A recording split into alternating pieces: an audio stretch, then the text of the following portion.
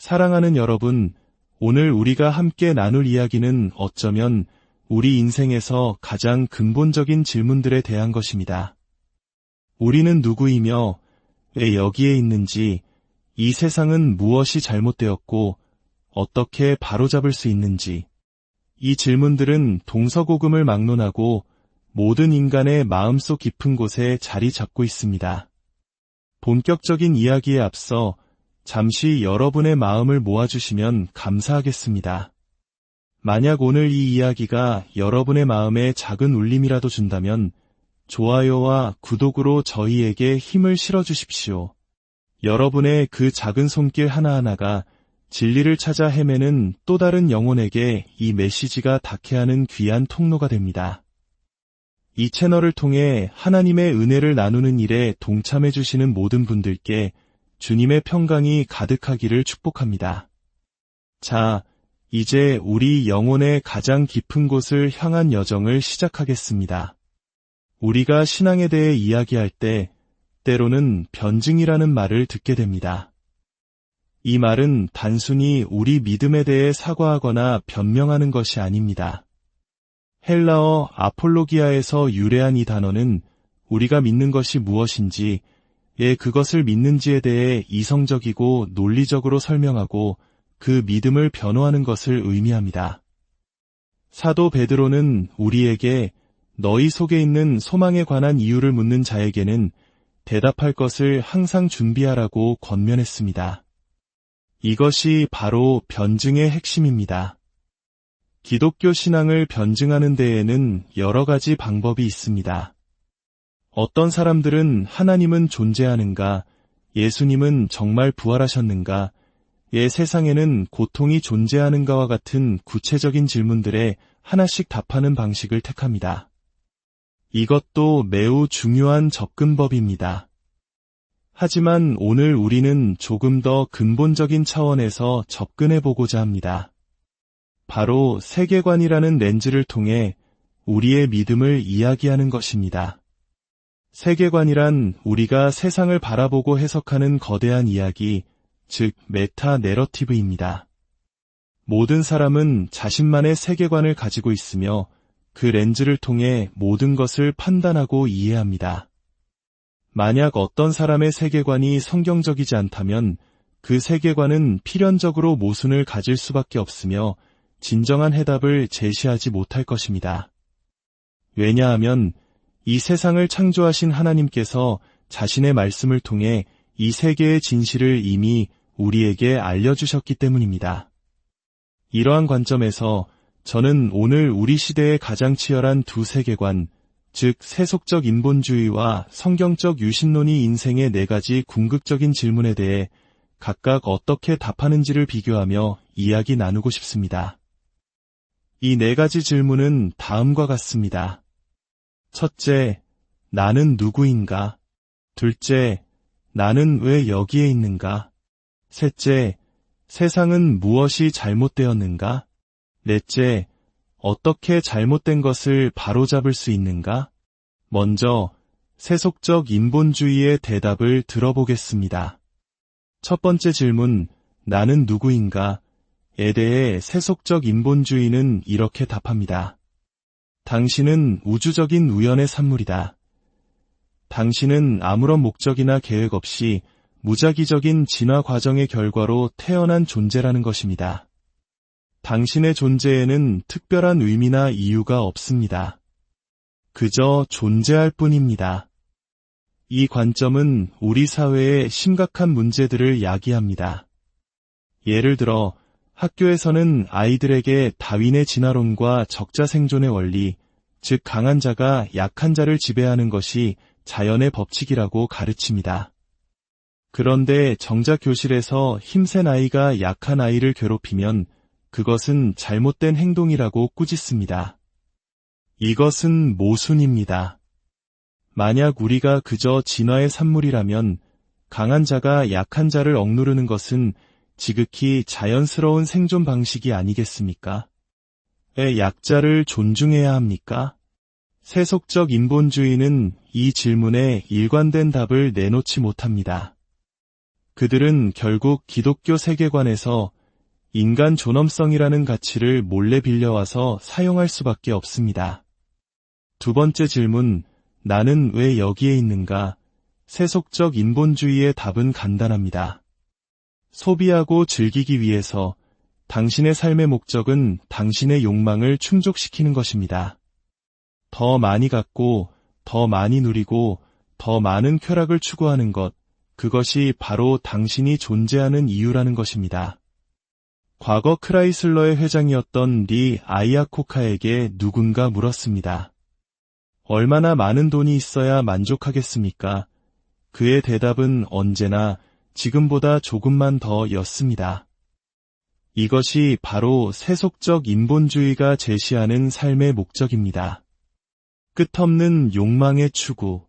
세 번째 질문, 세상은 무엇이 잘못되었는가? 이 질문에 대해 세속적 인본주의는 두 가지 원인을 듭니다. 사람들이 충분히 교육받지 못했거나 충분히 통제받지 못하기 때문이다. 즉, 문제의 원인은 무지와 부실한 시스템이라는 것입니다. 사람들에게 올바른 정보가 부족하거나 그들을 감독하고 통제할 더 나은 정부나 제도가 없기 때문에 세상에 문제가 생긴다고 봅니다. 그렇다면 네 번째 질문, 어떻게 잘못된 것을 바로잡을 수 있는가에 대한 답은 명확해집니다. 더 많은 교육과 더 나은 통제 시스템이 필요하다. 이것이 현대사회가 모든 문제에 대해 내놓는 해결책입니다.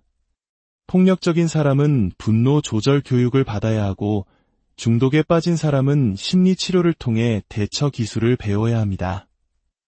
모든 문제의 해결책은 더 많은 정보와 더 강력한 감독 체계에 있다고 믿는 것입니다. 하지만 과연 그럴까요? 인류의 역사를 돌아볼 때 더 많은 지식과 정보가 우리를 선조들보다 더 나은 존재로 만들었습니까?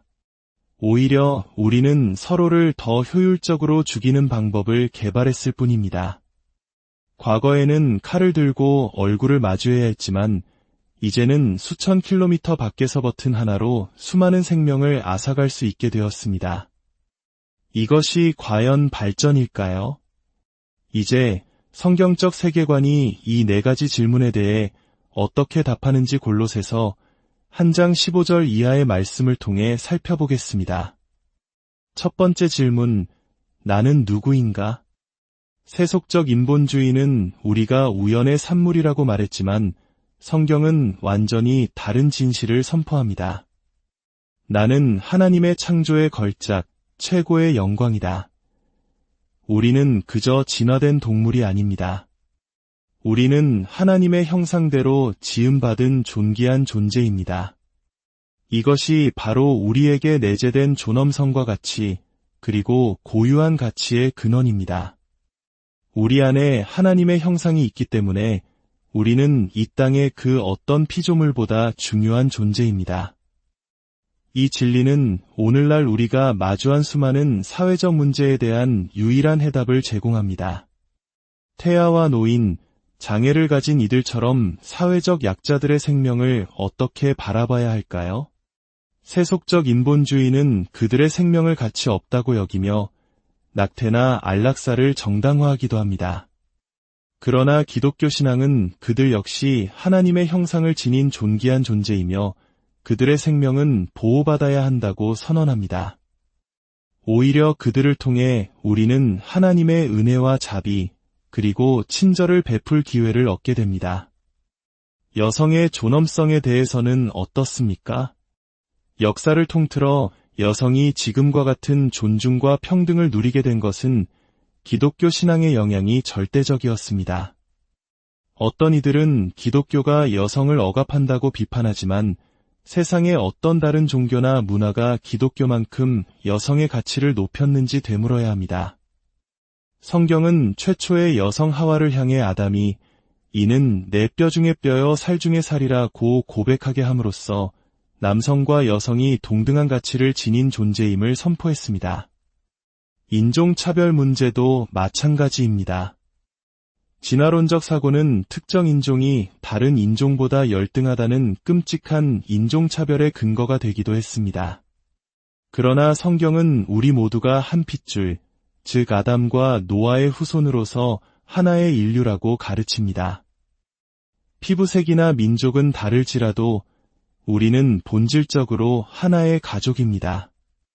그렇기에 기독교 세계관은 인종차별을 결코 용납할 수 없습니다. 두 번째 질문, 나는 왜 여기에 있는가? 세속적 인본주의는 나 자신을 만족시키기 위해 존재한다고 말하지만 성경은 정반대의 진리를 말합니다. 만물이 그에게서 창조되되 하늘과 땅에서 보이는 것들과 보이지 않는 것들과 혹은 왕권들이나 주권들이나 통치자들이나 권세들이나 만물이 다 그로 말미암고 그를 위하여 창조되었고. 할렐루야. 우리가 존재하는 이유는 다른 모든 피조물과 마찬가지로 삼위일체 하나님께 영광과 찬송을 돌리기 위함입니다. 내 삶의 목적은 내 안에 있는 것이 아니라 나를 만드신 창조주께 있습니다. 이 진리를 깨달을 때 우리는 비로소 진정한 삶의 의미와 방향을 찾게 됩니다. 세 번째 질문, 세상은 무엇이 잘못되었는가? 세상은 왜 이토록 고통스럽고 부조리할까요? 성경은 그 원인을 명확하게 지적합니다. 바로 죄입니다. 21절은 이렇게 말합니다. 전에 악한 행실로 멀리 떠나 마음으로 원수가 되었던 너희를, 이것이 문제의 본질입니다. 우리는 하나님께 영광을 돌리기 위해 창조되었지만 오히려 하나님을 등지고 그분과 원수가 되어 그분이 악하다고 규정하신 일들을 행하며 살아왔습니다. 이것이 세상 모든 문제의 근원입니다. 이 죄의 문제는 교육이나 제도로 해결할 수 없습니다. 죄인을 교육하면 교육받은 죄인이 될 뿐이고 죄인을 통제하면 죄는 다른 방식으로 더욱 교묘하게 드러날 뿐입니다. 네 번째 질문, 어떻게 잘못된 것을 바로잡을 수 있는가? 이 절망적인 상황을 바로잡을 길은 어디에 있습니까? 그 해답은 바로 복음입니다. 22절은 놀라운 소식을 전합니다. 이제는 그의 육체의 죽음으로 말미암아 화목하게 하사 너희를 거룩하고 흠없고 책망할 것이 없는 자로 그 앞에 세우고자 하셨으니. 모든 인류는 죄로 인해 죽을 수밖에 없었지만 하나님께서는 그의 아들 예수 그리스도를 이 땅에 보내셨습니다. 죄 없으신 예수님께서 우리의 모든 죄를 짊어지시고 십자가에서 대신 죽으심으로 하나님의 공의를 만족시키셨습니다. 이사야 선지자는 이렇게 예언했습니다. 우리는 다 양 같아서 그릇 행하여 각기 제 길로 갔거늘 여호와께서는 우리 모두의 죄악을 그에게 담당시키셨도다. 예수 그리스도의 십자가 죽음은 우리의 죄값을 완벽하게 치렀고 그의 부활은 그 지불이 유효했음을 증명하는 영수증과도 같습니다.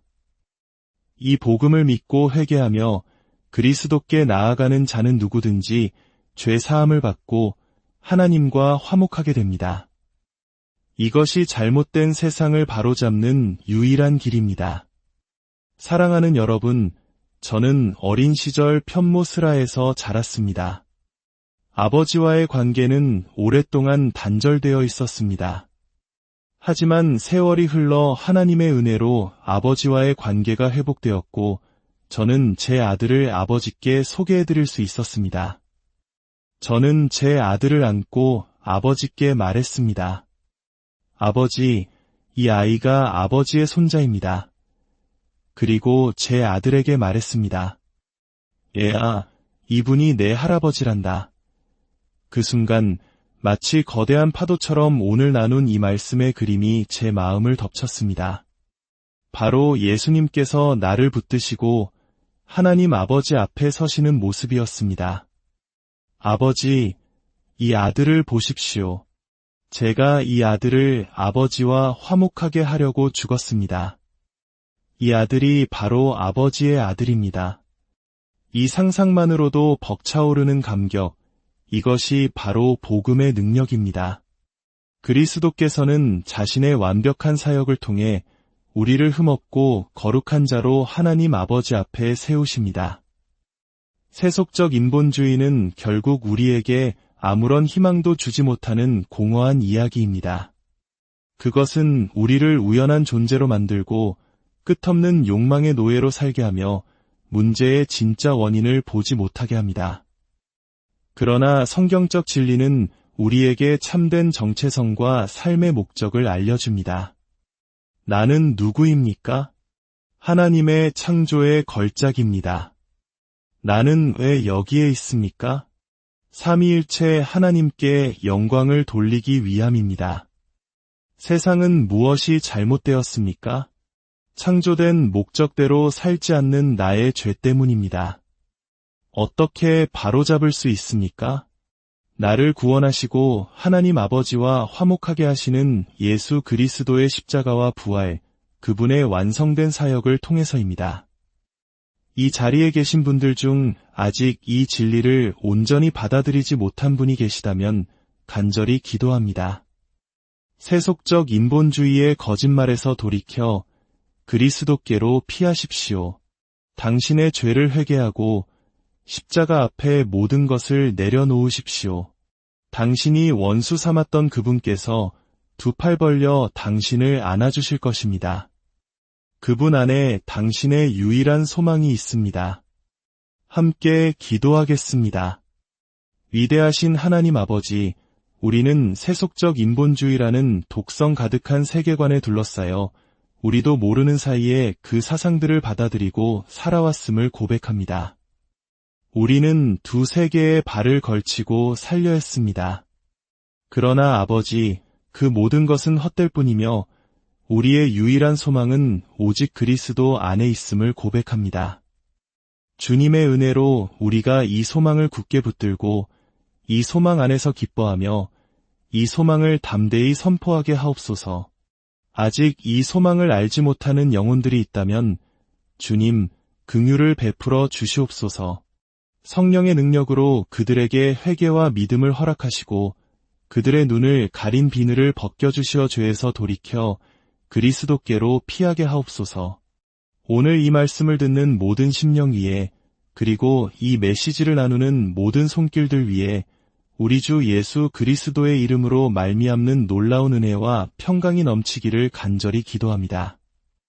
우리의 주인이시며 구원자이시며 왕이시며 형제여 친구 되시는 예수 그리스도의 이름으로 기도드립니다.